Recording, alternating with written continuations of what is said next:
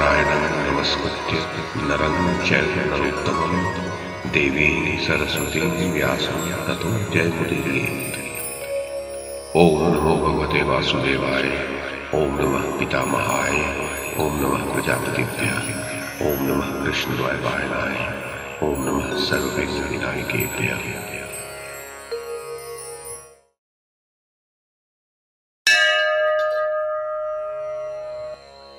वैशंपायन जी कहते हैं, जन्मेजय, पांडवों के मत्स्य नरेश की राजधानी में रहते हुए 10 मास बीत गए।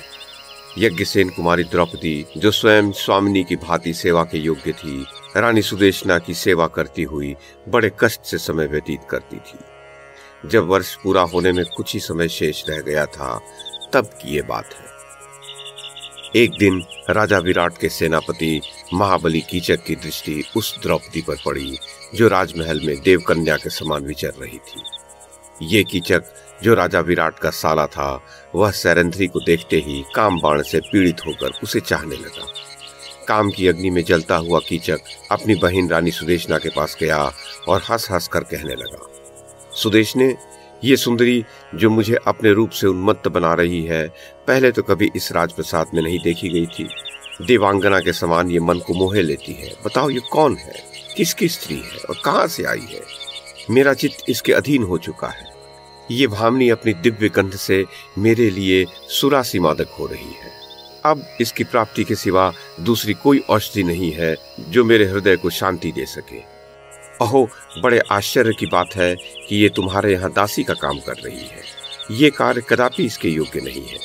मैं तो इसे अपनी तथा अपने सर्वस्व की स्वामिनी बनाना चाहता हूँ। राजन, इस प्रकार रानी सुदेशना से कहकर कीचक राजकुमारी द्रौपदी के पास आकर बोला, कल्याणी, तुम कौन हो, किसकी कन्या हो और कहां से आई हो? ये सब बातें मुझे बताओ। तुम्हारा ये सुंदर रूप, ये दिव्य छवि और ये सुकुमारता संसार में सबसे बढ़कर है, और ये उज्जवल मुख तो अपनी कमनीय कांति से चंद्रमा को भी लज्जित कर रहा है। तुम जैसी मनोहारिणी स्त्री इस पृथ्वी पर मैंने आज से पहले कभी नहीं देखी थी। सुमुखी, बताओ तो, तुम कमलों में वास करने वाली लक्ष्मी हो या साकार विभूति? लज्जा, श्री, कीर्ति और कांति, इन देवियों में से तुम कौन हो? क्या तुम कामदेव के अंगों से क्रीड़ा करने वाली अतिशय रूपवती रति हो? तुम्हारा सुंदर मुख चंद्र अनुपम लक्ष्मी से अलंकृत है। तुम्हारे नेत्रों की अधकुली पलकें चांदनी के समान मन को आह्लादित करने वाली है। तुम्हारे दोनों स्तन, हार आदि आभूषणों के योग्य और परम सुंदर हैं। वे ऊंचे, श्री संपन्न, स्थूल, गोल गोल और परस्पर सटे हुए हैं। सुंदर भौहों तथा मनोरम मुस्कान वाली सुंदरी, कमल कोश के समान आकार वाले तुम्हारे दोनों उरोज कामदेव के चाबुक की भांति मुझे पीड़ा दे रहे हैं। तनु मध्य में तुम्हारी कमर इतनी पतली है कि हाथों के अग्रभाग से माप ली जा सकती है। वह त्रिवली की 3 रेखाओं से परम सुंदर दिखती है। तुम्हारे स्तनों के भार ने उसे कुछ झुका दिया है। भामिनी, नदी के 2 किनारों के समान तुम्हारे मनोहर जघन को देख लेने से ही काम रूपी असाध्य रोग मुझ जैसे वीर पर भी आक्रमण कर रहा है। निर्दयी कामदेव अग्नि स्वरूप होकर दावानल की भांति मेरे हृदय रूपी वन में जल उठा है। तुम्हारे समागम का संकल्प इसमें घी का काम कर रहा है। इससे अत्यंत प्रज्वलित होकर ये काम मुझे जला रहा है। वरारोहे, तुम अपने संगम रूपी मेघ से आत्मसमर्पण रूपी वर्षा द्वारा इस प्रज्वलित मदनाग्नि को बुझा दो। चंद्रमुखी, मेरे मन को उन्मत्त बना देने वाले कामदेव के बाण समूह तुम्हारे समागम की आशा रूपी शान पर चढ़कर अत्यंत तीखे और तीव्र हो रहे हैं। अब तुम ही आत्मदान जनित संभोग रूप औषध के द्वारा यहाँ मेरा उद्धार कर सकती हो। विलासिनी, विचित्र माला और सुंदर वस्त्र धारण करके समस्त आभूषणों से विभूषित हो मेरे साथ अतिशय काम भोग का सेवन करो। ये स्थान तुम्हारे रहने योग्य नहीं है। तुम सुख भोगने के योग्य हो और यहाँ कष्ट उठा रही हो। मैं तुम्हें सर्वोत्तम सुख भोग समर्पण करना चाहता हूँ, स्वीकार करो। उसके अभाव में तुम्हारा ये रूप और सौंदर्य व्यर्थ जा रहा है। सुंदरी, यदि तुम आज्ञा दो तो मैं अपनी पहली स्त्रियों को त्याग दूं अथवा उन्हें तुम्हारी दासी बनाकर रखूं। मैं स्वयं भी सेवक के समान तुम्हारे अधीन रहूंगा। जन्मेजय, तब द्रौपदी ने कहा, मैं पराई स्त्री हूँ, मुझसे ऐसा कहना उचित नहीं है। जगत के सभी प्राणी अपनी स्त्री से प्रेम करते हैं। तुम भी धर्म का विचार करके ऐसा ही करो। दूसरे की स्त्री की ओर कभी किसी प्रकार भी मन नहीं चलाना चाहिए। सत्पुरुषों का यह नियम होता है कि वे अनुचित कर्मों का सर्वथा त्याग कर देते हैं। द्रौपदी की यह बात सुनकर कीचक बोला, सुंदरी, तुम मेरी प्रार्थना को इस प्रकार मत ठुकराओ। मैं तुम्हारे लिए बड़ा कष्ट पा रहा हूँ। मुझे अस्वीकार करके तुम्हें बड़ा पछतावा होगा। इस संपूर्ण राज्य पर मेरा ही शासन है। मैं किसी को भी उजाड़ने बसाने की शक्ति रखता हूँ। शारीरिक बल में भी मेरे समान इस पृथ्वी पर कोई नहीं है। मैं अपना सारा राज्य तुम पर निछावर कर रहा हूँ। पटरानी बनो और मेरे साथ सर्वोत्तम भोग भोगो। द्रौपदी बोली, सूतपुत्र, तू इस प्रकार मोह के फंदे में पड़कर अपने प्राण न गवा। स्मरण रख, 5 गंधर्व मेरे पति हैं। वे बड़े भयानक हैं और सदा मेरी रक्षा करते रहते हैं। अतः इस कुत्सित विचार को त्याग दे, नहीं तो मेरे पति कुपित होकर तुम्हें मार डालेंगे। क्यों अपना सर्वनाश कराना चाहता है? कीचक, मुझ पर कुदृष्टि डालकर तू आकाश, पाताल या समुद्र में भी भागकर छिपे तो भी मेरे आकाशचारी पतियों के हाथ से जीवित नहीं बच सकता। जैसे कोई रोगी कष्ट पाकर मृत्यु को बुलावे, उसी प्रकार तू भी काल रात्रि के समान मुझसे क्यों याचना कर रहा है? राजन, राजकुमारी द्रौपदी के ठुकराने पर कीचक काम संतप्त हो सुदेशना के पास जाकर बोला, बहन, जिस उपाय से भी सैरंध्री मुझे स्वीकार करे सो करो, नहीं तो मैं उसके मुंह में प्राण दे दूंगा। जन्मेजय इस प्रकार बारंबार विलाप करते हुए कीचक की बात सुनकर उस समय राजा विराट की मनस्विनी महारानी सुदेशना के मन में उसके प्रति दया भाव प्रकट हो गया। वो बोली, भाई, ये सुंदरी सैरंध्री मेरी शरण में आई है। इसे मैंने अभय दे रखा है। ये बड़ी सदाचारिणी है। मैं इससे तुम्हारी मनोगत बात नहीं कह सकती। इसे कोई भी दूसरा पुरुष मन में दूषित भाव लेकर नहीं छू सकता। सुनती हूँ 5 गंधर्व इसकी रक्षा करते हैं और इसे सुख पहुंचाते हैं। इसने ये बात मुझसे उसी समय, जबकि मेरी इससे पहले भेंट हुई थी, बता दी थी। इस सुंदरी ने मेरे निकट ये सत्य ही कहा है कि यदि किसी ने मेरा अपमान किया तो मेरे महात्मा पति कुपित होकर उसके जीवन को ही नष्ट कर देंगे। कीचक, राजा भी इसे देखकर मोहित हो गए थे। तब मैंने इसकी कही हुई सच्ची बातें बताकर उन्हें किसी प्रकार समझा बुझाकर शांत किया। तब से वे सदा ही इसे देखकर मन ही मन इसका अभिनंदन करते हैं। जीवन का विनाश करने वाले उन श्रेष्ठ गंधर्वों के भय से महाराज कभी मन से भी इसका चिंतन नहीं करते। अतः यदि तुम्हें अपने प्राण प्रिय हैं और यदि तुम मेरा भी प्रिय करना चाहते हो तो इस सैरंध्री में मन न लगाओ, उसका चिंतन छोड़ दो और उसके पास कभी न जाओ। वैशंपायन जी कहते हैं, जन्मेजय, सुदेशना के ऐसा कहने पर दुष्ट आत्मा कीचक अपनी बहन से बोला, बहन, मैं सैकड़ों, सहस्रों तथा अयुत गंधर्वों को भी अकेला ही मार गिराऊंगा। फिर 5 की तो बात ही क्या है? जन्मेजय, कीचक के ऐसा कहने पर सुदेशना शोक से अत्यंत व्यथित हो उठी और मन ही मन कहने लगी, अहो, ये महान दुख, महान संकट और महान पाप की बात हो रही है। इस कर्म के भावी परिणाम पर दृष्टिपात करके वह अत्यंत दुख से आतुर हो रोने लगी और मन ही मन बोली, मेरा ये भाई तो उटपटांग बातें बोलकर स्वयं ही पाताल अथवा बड़वा नल के मुख में गिर रहा है। राजन, किंतु तदनंतर सुदेशना ने अपने कार्य का विचार करके कीचक के मनोभाव पर ध्यान दिया और फिर उसे द्रौपदी की प्राप्ति कराने के लिए उचित उपाय का निश्चय करके उसने सूत से कहा, कीचक, तुम किसी पर्व या त्योहार के दिन अपने घर में सुरा तथा अन्न भोजन की सामग्री तैयार कराओ। फिर इस सैरंध्री को वहां से सुरा ले आने के बहाने तुम्हारे पास भेजूंगी। वहां भेजी हुई इस सेविका को एकांत में, जहां कोई विघ्न बाधा न हो, अपनी इच्छा के अनुसार समझाना बुझाना। संभव है तुम्हारी सांत्वना मिलने पर यह रमण के लिए उद्यत हो जाए। वैशंपायन जी कहते हैं, राजन, बहन के वचन से इस प्रकार आश्वासन मिलने पर कीचक उस समय वहां से चला गया और घर जाकर उसने यथा समय चतुर रसोइयों के द्वारा राजाओं के उपयोग में आने योग्य उत्तम एवं परिष्कृत सुरा मंगवाई और भांति भांति के अनेक विशिष्ट तथा साधारण भक्ष्य पदार्थ एवं परम उत्तम अन्न पान की तैयारी कराई। उसकी व्यवस्था हो जाने पर कीचक ने सुदेशना को भोजन के लिए आमंत्रित किया। मूढ़ आत्मा कीचक कंठ में काल पांच से बंधे हुए पशु की भांति अपने निकट आई हुई मृत्यु को नहीं जान पाता था। वह द्रौपदी को पाने के लिए उतावला हो रहा था। कीचक बोला, सुदेश ने, मैंने नाना प्रकार की मीठी मदिरा मंगा ली है और विविध प्रकार की रसोई भी तैयार करा ली है। अब तुम सैरंध्री से कह दो जिससे वो मेरे घर में पधारे। किसी काम के बहाने उसे शीघ्र मेरे यहाँ भेजो। वैशंपायन जी कहते हैं, जन्मेजय तब सुदेशना लंबी श्वास खींचकर उससे बोली, तुम अपने घर लौट जाओ, मैं सैरंध्री को शीघ्र ही वहां से सुरा ले आने के लिए आज्ञा देती हूँ। राजन, उसके ऐसा कहने पर सैरंध्री का चिंतन करता हुआ पापात्मा कीचक फिर तुरंत ही अपने घर को लौट गया। तब सुदेशना ने सैरंध्री को कीचक के घर जाने के लिए कहा। सुदेशना बोली, सैरंध्री उठो और कीचक के घर जाओ। कल्याणी, मुझे प्यास विशेष कष्ट दे रही है, अतः वहां से मेरे पीने योग्य रस ले आओ। द्रौपदी बोली, रानी, मैं उसके घर नहीं जाऊंगी। आप तो जानती ही हैं कि वह कितना बड़ा निर्लज्ज है। मैं आपके यहाँ व्यभिचारिणी होकर नहीं रहूंगी।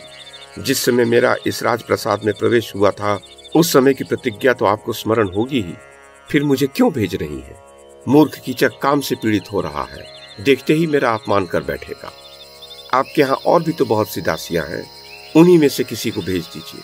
मैं अपमान के भय से वहां नहीं जाना चाहती। सुदेशना बोली, शुभे, मैंने तुम्हें यहां से भेजा है, अतः वह कभी तुम्हें कष्ट नहीं देगा। जन्मेजय, ये कहकर सुदेशना ने द्रौपदी के हाथ में ढक्कन सहित एक सुवर्णमय पात्र दे दिया। द्रौपदी सुरा लाने के लिए उस पात्र को लेकर शंकित हो रोती हुई कीचक के घर की ओर चली और अपने सतीत्व की रक्षा के लिए मन ही मन भगवान सूर्य की शरण में गई। सूर्य ने उसकी देखरेख के लिए गुप्त रूप से एक राक्षस भेजा, जो सब अवस्थाओं में साथ रहकर उसकी रक्षा करने लगा। द्रौपदी भयभीत हुई हिरणी के समान उसके पास गई। उसे देखते ही कीचक आनंद में भरकर खड़ा हो गया और बोला, सुंदर अलकों वाली सैरंध्री, तुम्हारा स्वागत है। आज की रात का प्रभात मेरे लिए बड़ा मंगलमय है। अब तुम मेरी स्वामिनी होकर मेरा प्रिय कार्य करो। मैं दासियों को आज्ञा देता हूँ, वे तुम्हारे लिए सोने के हार, शंख की चूड़ियां, विभिन्न नगरों में बने हुए शुभ्र सुवर्ण में कर्ण फूल के जोड़े, सुंदर मणिरत्नमय आभूषण, रेशमी साड़ियां तथा मृगचर्म आदि ले आवे। मैंने तुम्हारे लिए पहले से ही ये दिव्य शैया बिछा रखी है। आओ, यहाँ मेरे साथ बैठकर मधुर माधवी रस का पान करो। द्रौपदी बोली, राजकुमारी सुदेशना ने मुझे सुरा लाने के लिए तुम्हारे पास भेजा है। उनका कहना है, मुझे बहुत तीव्र प्यास लगी है, अतः शीघ्र मेरे लिए पीने योग्य रस ले आओ। कीचक ने कहा, कल्याणी, उसकी मंगाई हुई वस्तुएं दूसरी दासियां पहुंचा देंगी। ये कहकर उसने द्रौपदी का दाहिना हाथ पकड़ लिया। द्रौपदी बोली, पापी, यदि मैंने आज तक कभी मन से भी अपने पतियों के विरुद्ध आचरण नहीं किया हो, तो इस सत्य के प्रभाव से देखूंगी कि तू शत्रु से पराजित होकर पृथ्वी पर घसीटा जा रहा है।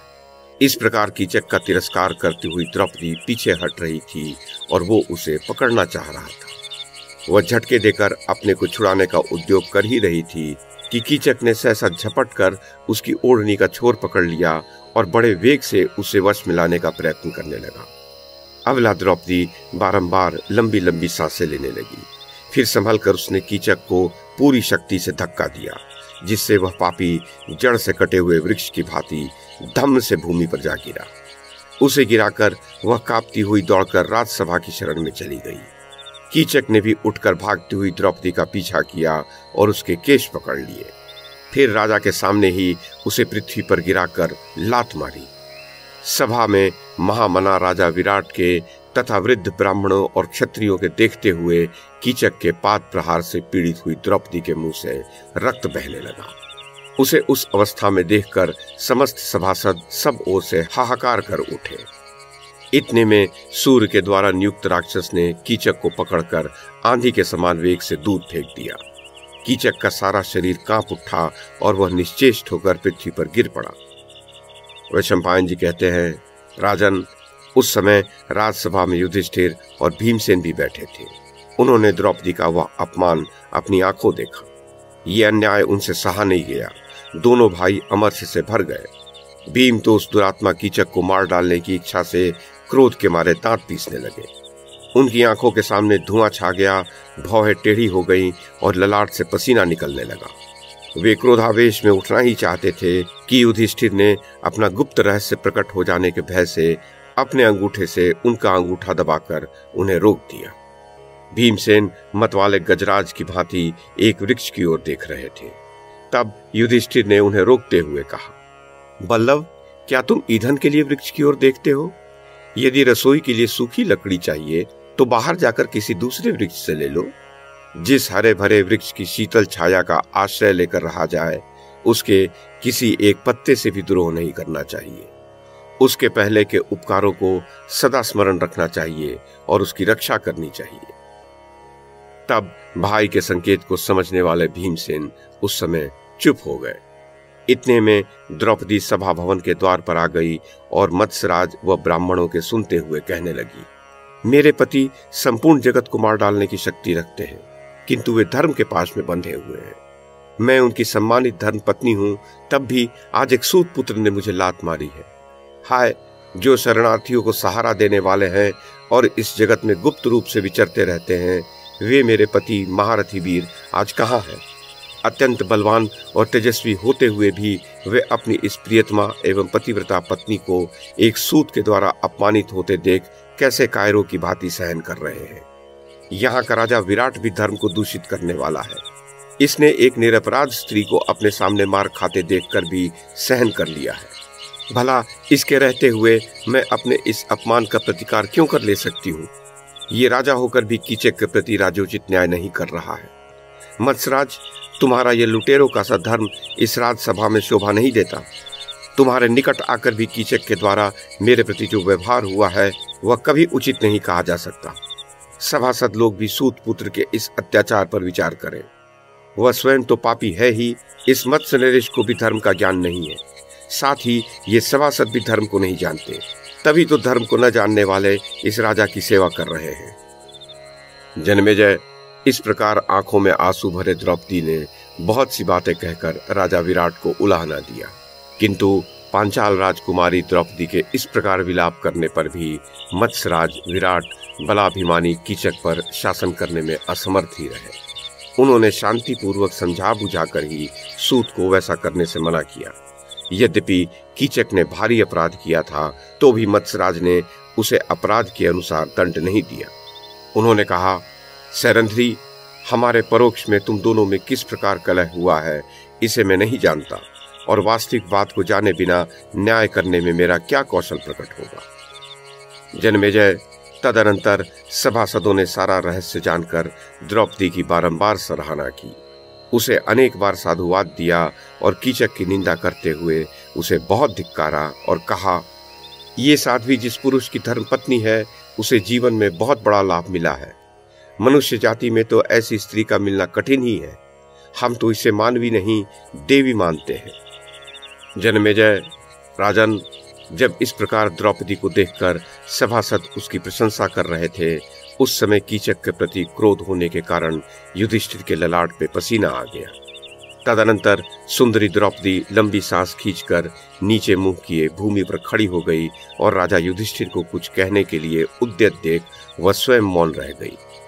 तब उन कुरुनंदन ने अपनी प्रिय रानी से इस प्रकार कहा, सैरंध्री, अब तू यहाँ न ठहर, रानी सुदेशना के पास चली जा। पति का अनुसरण करने वाली वीर पत्नियां सब क्लेश चुपचाप सहन कर लेती हैं। जो पति सेवा पूर्वक क्लेश उठाती हैं, वे साध्वी देवियां पति लोक पर विजय पा लेती हैं। मैं समझता हूँ तुम्हारे सूर्य के समान तेजस्वी पति गंधर्वगण अभी क्रोध करने का अवसर नहीं देखते, इसी कारण से वे दौड़कर तुम्हारे पास नहीं आ रहे हैं। सुंदर केश प्रांत वाली सैरंध्री, तुम मोक्ष धर्म से संबंध रखने वाली बातें सुनो। धर्मशास्त्र के अनुसार कुलवती स्त्रियों का धर्म इस प्रकार देखा गया है। स्त्री के लिए न तो कोई यज्ञ है, न श्राद्ध है और न उपवास का ही विधान है। स्त्रियों के द्वारा जो पति की सेवा होती है वही उन्हें स्वर्ग की प्राप्ति कराने वाली है। कुमार अवस्था में पिता, युवावस्था में पति और वृद्धावस्था में पुत्र नारी की रक्षा करता है। स्त्री को कभी स्वतंत्र नहीं रहना चाहिए। पतिव्रता स्त्रियां नाना प्रकार के क्लेश सहकर तथा शत्रुओं द्वारा अपमानित होकर भी अपने पतियों पर कभी क्रोध नहीं करती।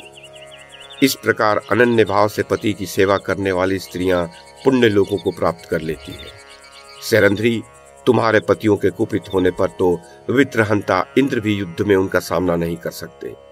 विशाल लोचने, यदि उनके साथ तेरी कोई शर्त हुई हो तो उसे स्मरण कर ले। क्षमाशीले, क्षमा सबसे उत्तम धर्म है। क्षमा सत्य है, क्षमा दान है, क्षमा धर्म है और क्षमा ही तप है। क्षमाशील मनुष्यों के लिए ही ये लोक और परलोक है, जिसके 2 अंश हैं, 12 अंग हैं, 24 पर्व हैं और 360 अरे हैं। उस काल चक्र के पूर्ण होने में यदि 1 मास की भी कमी रह गई हो तो कौन उसकी प्रतीक्षा न करके क्षमा का त्याग कर सकता है। वैशंपायन जी कहते हैं, राजन, इतना कहने पर भी जब द्रौपदी वहीं खड़ी रही तब धर्मराज ने पुनः उससे कहा, सैरंध्री, तू अवसर को नहीं पहचानती, इसी कारण नटी की भांति राजसभा में रो रही है और मत्स्य राजकुमारों के द्यूत क्रीड़ा में विघ्न डाल रही है। सैरंध्री, जाओ, गंधर्व तुम्हारा प्रिय करेंगे। जिसने तुम्हारा अपकार किया है उसे मारकर तुम्हारा दुख दूर कर देंगे। द्रौपदी बोली, जिनके बड़े भाई सदा द्यूत खेला करते हैं, उन दयालु गंधर्वों के लिए मैं अत्यंत धर्मपरायणा रहूंगी। मेरा अपकार करने वाले दुरात्मा उन सब के लिए वध्य हो। राजन, यूं कहकर सुंदर कटी प्रांत वाली द्रौपदी तीव्र गति से रानी सुदेशना के पास चली गई। उसके केश खुले हुए थे और क्रोध से उसकी आंखें लाल हो रही थी। रानी सुदेशना ने उसे रोते और आंसू बहाते देखकर पूछा, कल्याणी, तुम्हें किसने मारा है? क्यों रो रही हो? किसके भाग्य से आज सुख उठ गया जिसने तुम्हारा प्रिय किया है? द्रौपदी ने कहा, आज दरबार में राजा के सामने ही कीचक ने मुझे मारा है। सुदेशना बोली, सुंदरी, कीचक काम से मतवाला होकर बारंबार तुम्हारा अपमान कर रहा है। तुम्हारा विचार हो तो मैं आज ही उसे मरवा डालूं। द्रौपदी ने कहा, वह जिनका अपराध कर रहा है वे ही लोग उसका वध करेंगे। अब वह अवश्य यमलोक की यात्रा करेगा। रानी, आज तुम अपने भाई के लिए शीघ्र ही जीवित श्राद्ध कर लो, उसके लिए आवश्यक दान दे लो, साथ ही उसे आंख भरकर अच्छी प्रकार देख भी लो। मेरा विश्वास है कि अब उसके प्राण नहीं रहेंगे। वैशंपायन जी कहते हैं, जनमेजय, रानी सुदेशना से ऐसा कहकर दुख से मोहित हुई द्रौपदी ने कीचक के वध के लिए व्रत की दीक्षा ग्रहण की। दूसरी स्त्रियों ने उससे बहुत प्रार्थना की। रानी सुदेशना ने भी उसे बहुत मनाया, तथापि न वह स्नान करती, न भोजन करती और न अपने शरीर की धूल ही झाड़ती थी। जनमेजय, उसका मुंह रक्त से तब भी भीगा हुआ था, आंखों में रुलाई के आंसू भरे हुए थे। उसे इस प्रकार शोक से संतप्त होकर रोती देख सब स्त्रियां मन ही मन कीचक के वध की इच्छा करने लगी।